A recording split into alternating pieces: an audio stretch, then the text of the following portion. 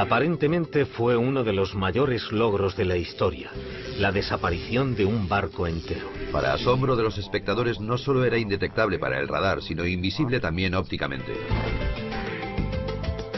Según la leyenda, el experimento fue un gran éxito, pero tuvo un intolerable coste en vidas humanas. Los hombres quedaron molecularmente enganchados al barco, unidos con el barco cuando se teletransportó. Estos se habían vuelto locos, se habían quemado o se habían vuelto invisibles. A esos tripulantes les pasaron cosas horribles.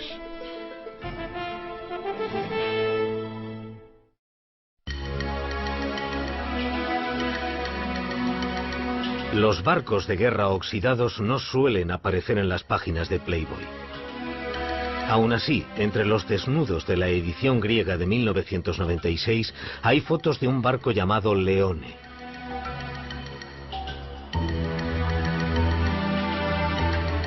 El artículo tampoco es el típico de Playboy.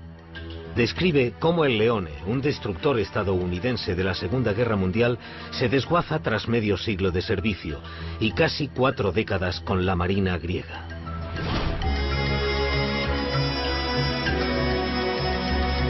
Pero es que este no es un buque de guerra normal. El buque que los griegos llaman Leone tiene un pasado legendario. Hace mucho tiempo se lo conocía como el USS Eldridge, en la época en la que supuestamente fue objeto de un audaz experimento de teletransporte e invisibilidad.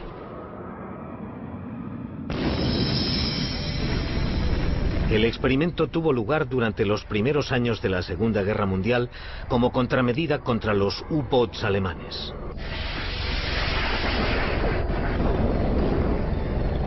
Los convoys aliados eran un salvavidas. Traían hombres, productos y armas en el momento de mayor necesidad, pero eran lentos y problemáticos, y a menudo estaban fabricados con piezas de barcos viejos y decrépitos. Los barcos que los protegían estaban por detrás de los submarinos enemigos, ya que tenían mayores ángulos de rotación. Un U-boat podía maniobrar mucho mejor que un destructor, meterse en el convoy y centrarse en un objetivo sin defensas.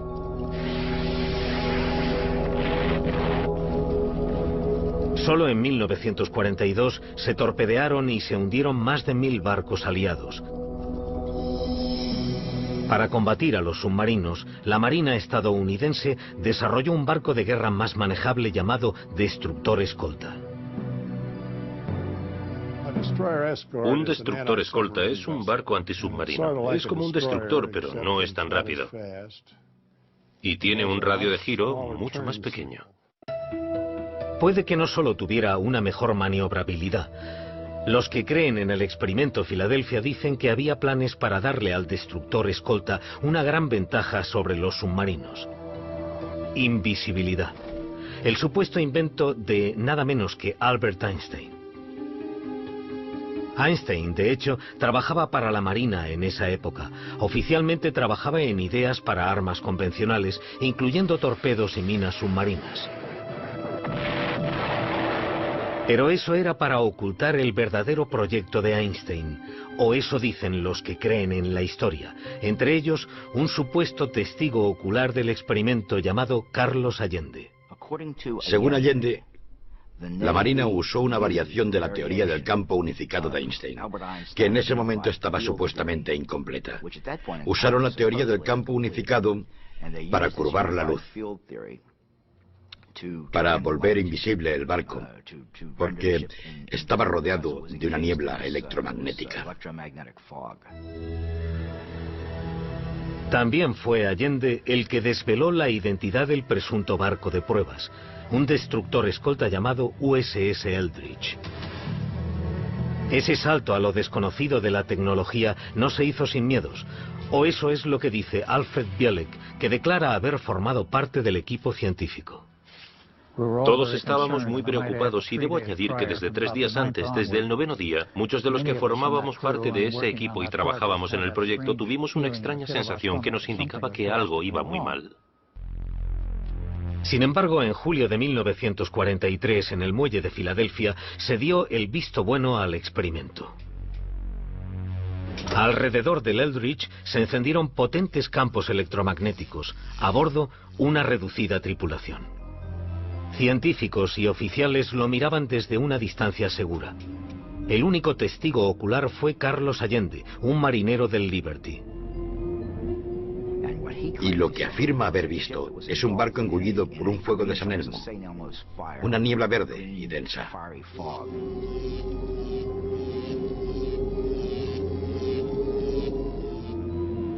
Mientras la niebla electromagnética se traga el Eldridge, se manifiestan extraños efectos ópticos. Y mientras miraba, pudo incluso meter un brazo en lo que él llamaba el terrible flujo de energía. Y el barco desapareció. Para asombro de los espectadores, no solo era indetectable para el radar, sino invisible también ópticamente. El Eldridge consiguió presuntamente la forma suprema de camuflaje, la invisibilidad. Pero entonces tuvo lugar un efecto aún más extraño: teletransporte.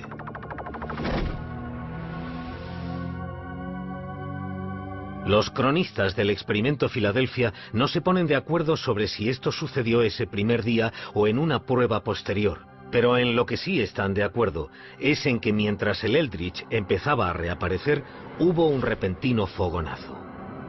Entonces el barco desapareció otra vez y simultáneamente volvió a reaparecer en el muelle de Norfolk, Virginia, a 500 kilómetros de distancia. Tras unos minutos desapareció de Norfolk y reapareció en medio de otra niebla verde cargada de ozono en Filadelfia. Tras ese milagroso viaje, el USS Eldridge regresó ileso. Pero el caso de la tripulación fue totalmente distinto. Los hombres quedaron molecularmente enganchados al barco, unidos con el barco cuando se teletransportó.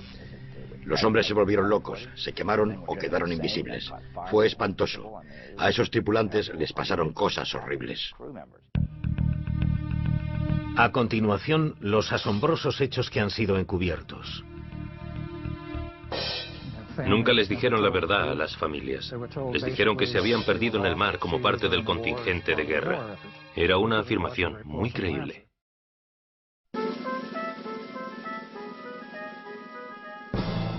Muelle naval de Filadelfia, verano de 1943. Según la leyenda, el USS Eldridge volvió tras ser teletransportado cientos de kilómetros.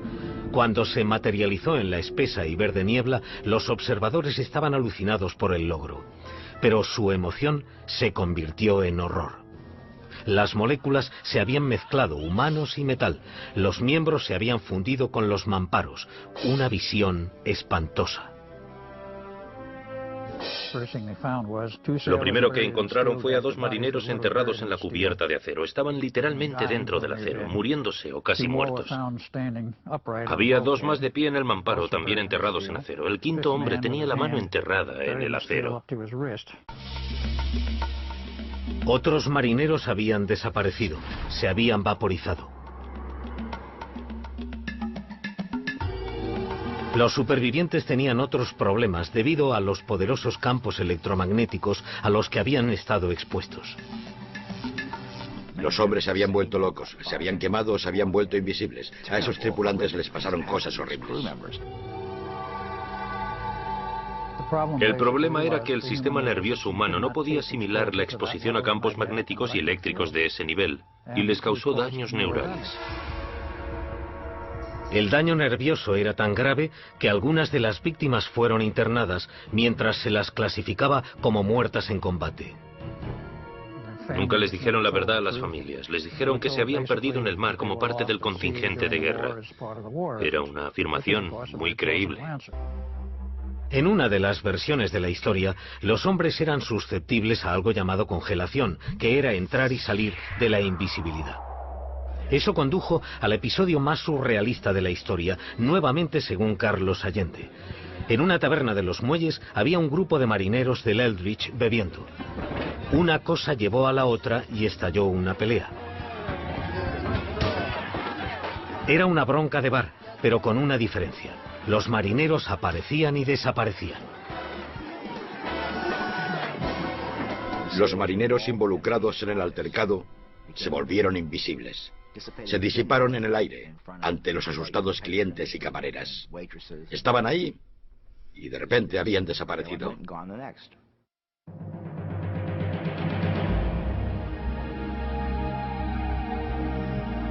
Enfrentados a estos extraños efectos y a la carnicería del Eldridge, se dice que la Marina desechó toda la operación.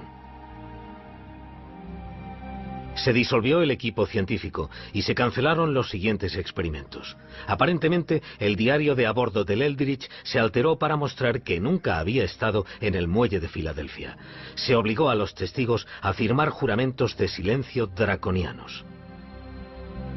Y así terminó el experimento sobre invisibilidad y teletransporte de la Armada de la Segunda Guerra Mundial.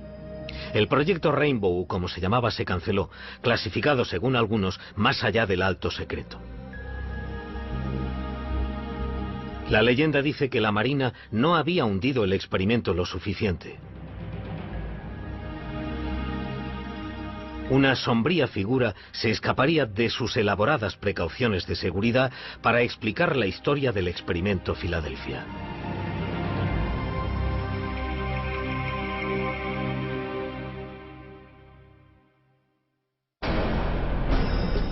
A continuación, los secretos de la Marina anotados en un libro legendario, unas revelaciones sorprendentes.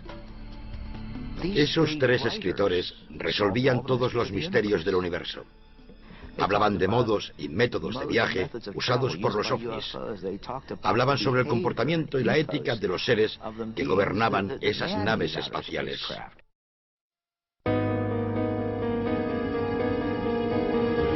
Cómo se originó la historia del experimento Filadelfia es una leyenda por derecho propio y tiene que ver con ovnis, oficiales navales visionarios y la curiosa vida y la misteriosa muerte de Maurice K. Jessup.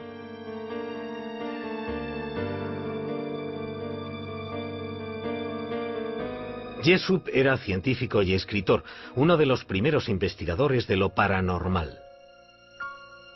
Las cosas inexplicables le producían curiosidad y siempre pensó que la ciencia debía estudiar las excepciones, las irregularidades, creo que las llamaba, las cosas que no encajaban con las teorías. En 1955 publicó The Case for the UFO. El libro es un valiente intento por legitimizar un tema que las revistas baratas y las películas de serie B ya habían corrompido.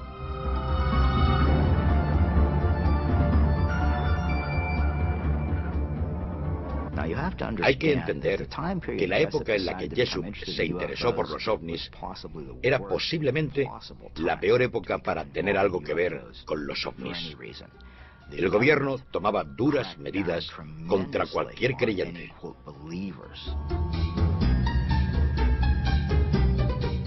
Este desprecio oficial ocultaba un interés real del gobierno. Había informes de pilotos militares acerca de objetos voladores que nadie podía explicar.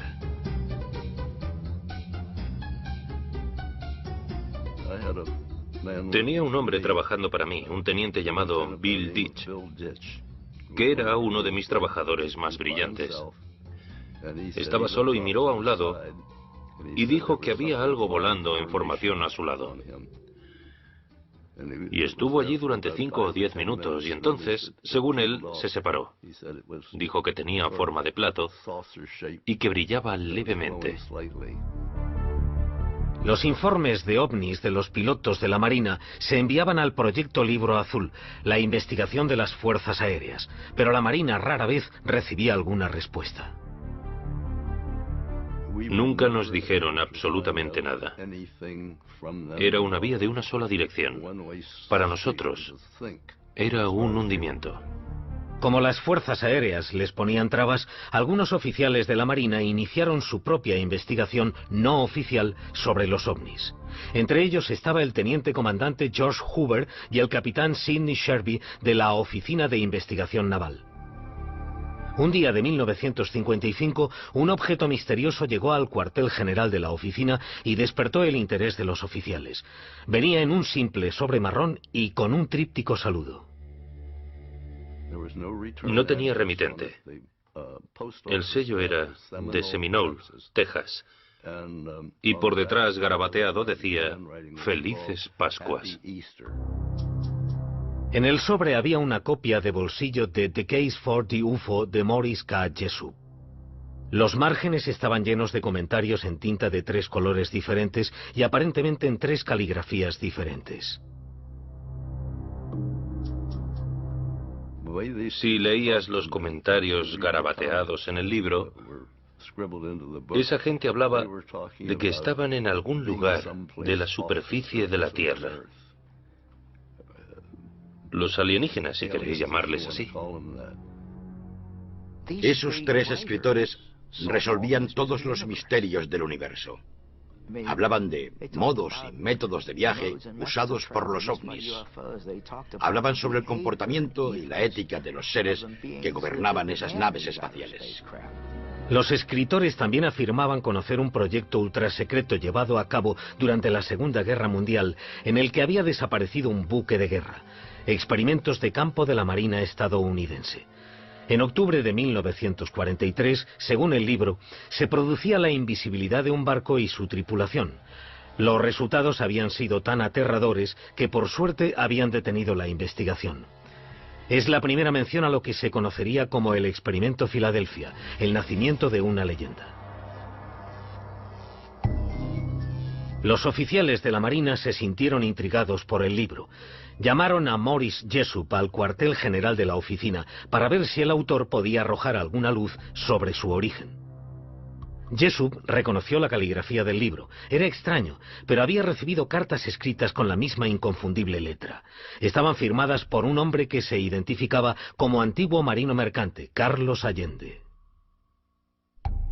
El estilo de escritura de Carlos Allende proclamaba que estaba loco. Aún así, quizás el hombre solo exageraba algo que había visto o había oído. Desde entonces, la gente se ha mostrado perpleja ante el aparente interés militar de alto nivel en un libro sobre los ovnis. Morris K. Jessup quedó asombrado por el interés de la Marina. Se dice que empezó su propia investigación sobre el experimento Filadelfia. En 1959 presuntamente hizo un gran descubrimiento e iba a compartirlo con un colega llamado Dr. Manson Valentine. En abril de 1959, Morris Jessup llamó a su amigo, el Dr. Valentine, y le dijo: creo que he encontrado algo que tiene que ver con el experimento Filadelfia, que he estado investigando, y quiero mostrarte lo que he encontrado. Quedaron para cenar y hablar de su investigación al día siguiente. Sin embargo, al día siguiente, el 20 de abril de 1959, se descubrió el coche de Jessup en un parque de Coral Gables, Florida. El motor aún estaba en marcha. Había una manguera que iba desde el tubo de escape al interior del coche. Dentro estaba Morris K. Jessup, que todavía respiraba, aunque murió poco después envenenado por el monóxido de carbono. Aparentemente suicidio. ¿Lo era? Es muy interesante que en lugar de ir a casa del Dr. Valentine, eligiera ir a un parque y presuntamente suicidarse. Desde entonces, la naturaleza de la muerte de Jessup ha sido muy controvertida. Algunos creen que le asesinaron por lo que sabía sobre el experimento Filadelfia. Otros dicen que se quitó la vida debido a su reciente divorcio y al hostil recibimiento de sus libros. Sigue siendo un misterio incluso para su hija. Ella cree que tenía muchas cosas por las que vivir, pero admite sinceramente que lo contrario también podría haber sido cierto. Su mujer, Marjorie, me llamó para decirme que había muerto. Y mi reacción en ese momento fue decir, ¿cómo lo ha hecho? Así que para mí debía de estar deprimido en ese momento. Es curioso, hasta que me lo ha preguntado no había pensado en ello, desde hace mucho tiempo. Pero dijo que había muerto y yo pregunté, ¿cómo lo ha hecho? Sea como sea, la muerte de Morris Jessup añade misterio y credibilidad al experimento Filadelfia. Es una historia muy triste. Pero que hiciera eso ayudó a propagar y autentificar los rumores de que había algo, que esto tenía algo de cierto.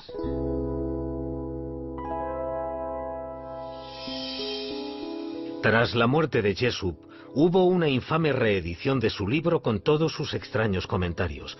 Se rumoreaba que contenía los comentarios de 3 extraterrestres. El público oyó hablar de la llamada edición Barrow, pero nadie consiguió un ejemplar. Se rumoreaba que la Marina guardaba el libro en secreto. Asimismo, todo el mundo había oído hablar de Carlos Miguel Allende, pero nadie podía encontrarle. La gente buscaba a Carlos Miguel Allende por todas partes, pero él no paraba de moverse. Cambiaban los pueblos, cambiaban los sellos, cambiaban las direcciones remitentes. Siempre se estaba moviendo. Creía que estábamos todos de acuerdo en que no se le encontraría, que era un hombre muy misterioso. Posiblemente temía por su vida debido a lo que había visto. Pero, ¿qué sabía en realidad ese hombre misterioso y qué tenía que ocultar la Marina? A continuación, exponemos los hechos del misterioso y accidentado experimento. Y la tripulación del USS Eldridge cuenta lo que cree que ocurrió. Yo estuve en él prácticamente todos los días, y estuve en todos los viajes que hizo, y nunca fue a Filadelfia. Los extraterrestres habían fijado su residencia en Estados Unidos, en la cultura pop, si es que aún no lo habían hecho en persona.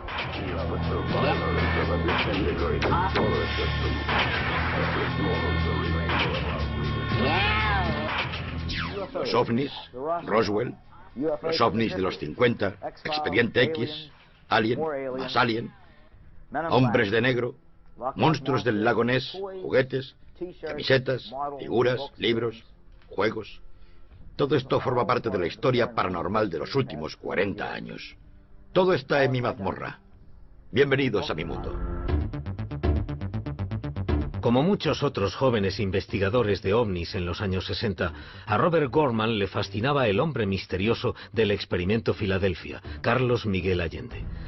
Pero a diferencia de otros cazadores de Allende, Gorman vive en New Kensington, Pensilvania, el mismo lugar desde el que Allende envió muchas de sus cartas. Pensé que si alguien podía encontrar a Allende sería yo, porque vivo en el mismo pueblo y no tengo que viajar mucho. Tendría que poder intentarlo, y a finales de los 60 lo intentaba con fuerza. Gorman y los demás tenían pocas cosas con las que trabajar. La única información sobre Allende era su número de identificación de marinero, que incluyó en sus primeras cartas. Aparecieron hombres que afirmaban ser Carlos Miguel Allende, pero eran impostores que no podían presentar documentos de la Marina. Durante los años 60, su fama clandestina creció. Se creía que la Marina tenía un interés secreto en un libro que les habían enviado anónimamente por correo unos seres desconocidos. Un artículo de la revista Saga de finales del 67 y 2 novelas de bolsillo del 68 supusieron el nacimiento del misterio Allende Jessup en la mente del tipo normal y corriente, de a pie. Alrededor de Carlos Allende creció una considerable industria casera. Todo el mundo parecía llenarse los bolsillos, excepto el propio Allende, que también respondía al nombre de Carl Allen. Carl Allen al final se enfadó y se amargó bastante porque todo el mundo hacía dinero con el experimento Filadelfia. Todos los editores publicaban y vendían libros. Todo el mundo publicaba en sus libros las cartas que él le había escrito a Morris Jessup. Todo el mundo parecía estar haciendo dinero con esa historia, menos la persona que se la había inventado, Carl Allen. Así que en el verano del 69, Carl M. Allen, con una copia de la edición Barrow en la mano, entró en el cuartel general de la Oficina de Investigación Naval y confesó que todo aquello era una broma de mal gusto. Dijo que eran las mentiras más delirantes que había escrito nunca. Su confesión fue el segundo gran golpe que recibió el movimiento OVNI en un año. A principios de 1969, las fuerzas aéreas dejaron oficialmente de suministrar fondos para las investigaciones de lo paranormal. Dijeron que los ovnis no existían. Cerraron filas con la Marina, que había abandonado su búsqueda no oficial de extraños objetos voladores. El estudio de los ovnis no solo perdió su legitimidad en el gobierno, sino también a su chico de bandera, el supuesto extraterrestre Carlos Allende. Pero de ningún modo significó el final de la leyenda del experimento Filadelfia. En 1975, el Triángulo de las Bermudas de Charles Berlitz se convirtió en una sensacional editorial. Entre los informes sobre barcos y aviones desaparecidos estaba la historia del experimento del barco invisible de la Segunda Guerra Mundial.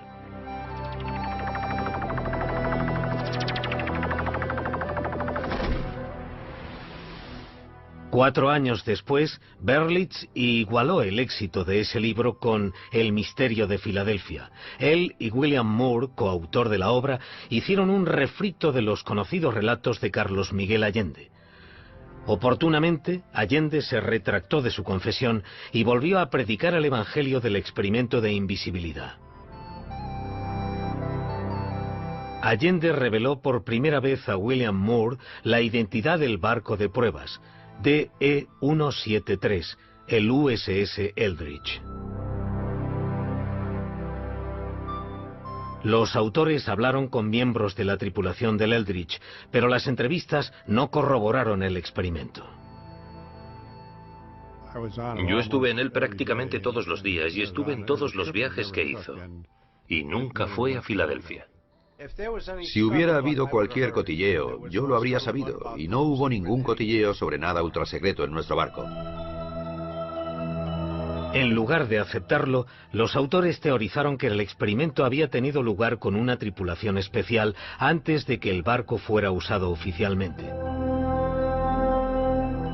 Esta explicación también es discutida por miembros de la tripulación que dicen que estuvieron con el Eldridge desde su construcción hasta el combate.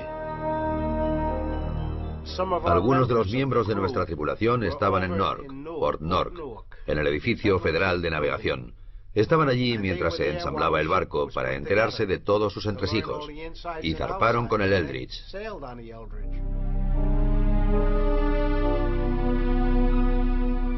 Mientras los miembros de la tripulación ridiculizaban la idea del experimento Filadelfia, el público lo aceptaba con entusiasmo. El libro fue otro éxito. Mientras se reavivaba el interés sobre este asunto, el hombre que se ocultaba tras él fue finalmente desenmascarado. Sucedió gracias a una increíble coincidencia. Robert Gorman y Carlos Allende vivían en el mismo pueblo, New Kensington, Pensilvania. En 1979, Gorman hablaba con un vecino, un hombre llamado Allen, que de repente le reveló que era el padre de Carl Allen, alias Carlos Miguel Allende, y que tenía documentos para demostrarlo. Me dijo: Carl nos envía cosas continuamente. Deje que vaya a buscar algunos de sus papeles. Desapareció y volvió al cabo de un momento con una caja bastante grande, pesada, con 2 asas, y me dijo: tome, puede usar todo lo que hay aquí dentro. Sírvase usted mismo. Mire, aunque me sentía bastante escéptico. No sé por qué me sentía escéptico. Y la abrí, y había un fajo de papeles de marinería. Y miré una esquina y vi esos hermosos números: 7416175. El mismo número que había enviado en la postdata de una carta a Jesús. Y supe que tenía el material auténtico, que no era un impostor. Fue un momento increíble. Sabía que tenía el material auténtico. Carlos Miguel Allende.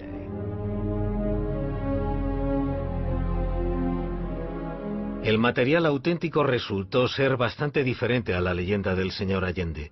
Su verdadero nombre era Carl Meredith Allen y había nacido en esta casa de Springdale, Pensilvania, en 1925. Lo primero que me viene a la mente sobre Carl Allen, mi hermano mayor, es que era muy inteligente. Pero no muy listo, no sé si me entienden. Tras una prueba de inteligencia, tuvo el segundo coeficiente intelectual más alto del condado, pero suspendió en el colegio. Aunque era un mal estudiante, era un lector voraz, con la excéntrica costumbre de anotar casi todo lo que leía. Tachaba lo que el autor había escrito y ponía su propia anécdota en el margen. Y creo que lo hacía porque no había aprendido a escribir. Así que se limitaba a cortar y pegar lo que otra persona había escrito. Se compraba un libro, lo llenaba de comentarios y lo enviaba por correo a alguien que pensaba que podría estar interesado en lo que él había escrito. Que garabateara The Case for the UFO y lo enviase al cuartel general de la Marina es típico de Allen. Pero fue un tiro a ciegas que dio en la diana, desencadenando una impresionante reacción en cadena. La Marina llamó a Jessup por casualidad. Jessup conservaba las cartas. Los dos hombres, fuera de servicio o no, decidieron reproducir el libro, lo que generó el rumor de que el libro con las anotaciones circulaba entre las personas más poderosas. Y después Jessup se suicidó. Robert Gorman concluyó que el experimento Filadelfia no era nada más que un fantasma. En 1980 publicó un artículo en la revista Fate titulado Alias Carlos Allende, en el que revelaba que el nombre era Allen, no Alien. Descubrió lo que cuesta matar una leyenda. Envié preguntas a diferentes e importantes personalidades relacionadas con los ovnis, gente que dirigía revistas, y lo que recibía era más que una simple evasiva. Casi me ponían en la lista negra. Todo iba bien cuando escribía artículos a favor de los ovnis y sobre los hombres de negro y los misterios del universo, pero no querían saber nada de Carlos Allende. El propio Allende contestó con amenazas de muerte. En el reverso de un sobre que envió a su padre, incluso mencionaba que el único motivo por el que no había matado a Gorman era porque aún no lo había atrapado. De hecho, ambos hombres acabaron por conocerse personalmente, pero en persona Allen era cualquier cosa menos intimidante. Probablemente el anticlímax de mi vida haya sido conocer al Carlos Allende, de carne y hueso. Porque no supuso nada mágico para mí. No me interesaba, no me intrigaba el destructor desaparecido. No me intrigaba saber si era un extraterrestre, porque sabía la verdad. ¿Fue el descrédito de Allen como testigo presencial el final del experimento Filadelfia o realmente ocurrió algo en 1943?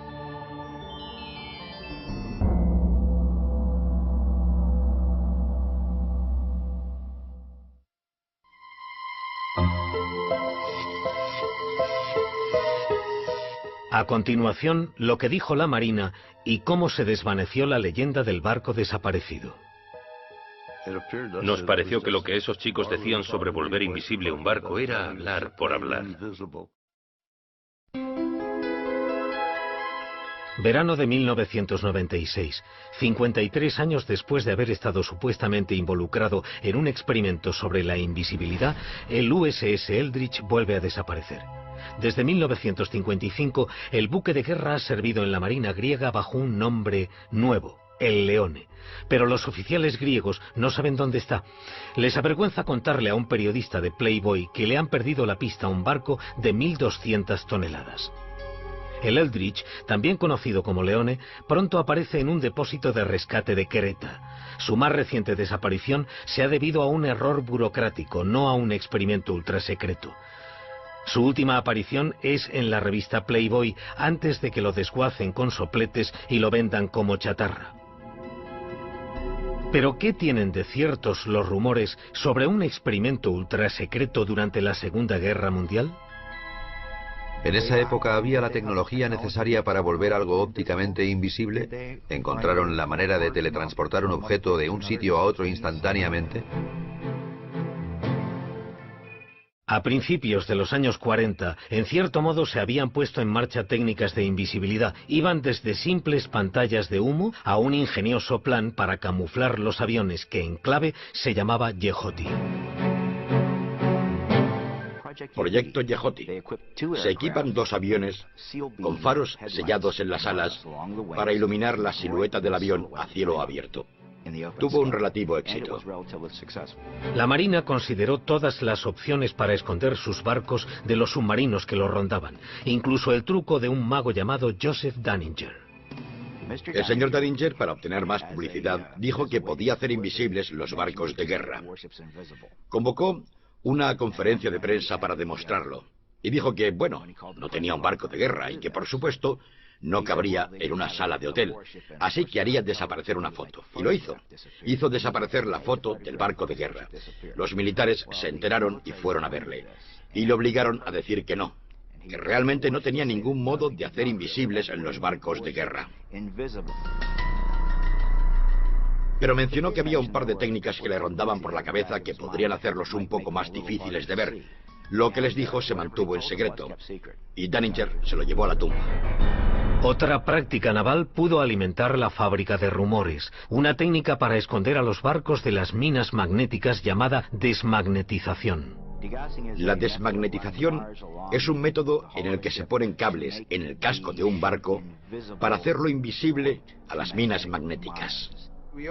Siempre sabíamos que iba a haber desmagnetización, porque recogían todos los relojes. Cualquier cosa que dijera la hora, lo recogían todo, y lo dejaban en tierra para que el campo magnético no estropeara los relojes.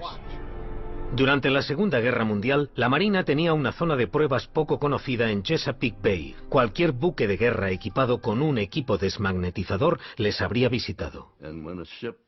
Y cuando un barco tenía un equipo de desmagnetización, se usaba en esa zona para ver si hacía contacto con alguno de los puntos de control o no. Y cuando pasaba y no dejaba ninguna señal, se consideraba que el equipo de desmagnetización funcionaba y se dejaba marchar el barco. La Marina sostiene que la fuente original de la leyenda del barco desaparecido fue una exageración del proceso de desmagnetización. Nos pareció que lo que esos chicos decían sobre volver invisible un barco era hablar por hablar. Y la invisibilidad de la que hablaban era la invisibilidad magnética para la desmagnetización. En cuanto a los rumores de teletransporte, algunos trabajos modernos en ese campo nos dan un poco de perspectiva. Por ejemplo, en Caltech, en Pasadena, sobre una mesa que flota sobre un cojín de aire. Disparando un rayo láser a través de un laberinto de espejos, los científicos producen un efecto llamado teletransporte cuántico. Es la realización en miniatura de algo sacado de Star Trek. Es algo tan fantástico en este momento, científicamente hablando, que está casi en el campo de la ciencia ficción. Sin embargo, los científicos solo han conseguido teletransportar partículas subatómicas llamadas fotones. Lo que no prevén es la manera de teletransportar cualquier objeto sólido, y mucho menos un buque de guerra de 1.200 toneladas. Si cojo un estado arbitrario de 300 partículas cuánticas, solo para escribir qué es ese estado, necesito más información que partículas hay en el universo. La idea de teletransportar un sistema material de cualquier medida está muy lejos de las capacidades técnicas de cualquier futuro previsible.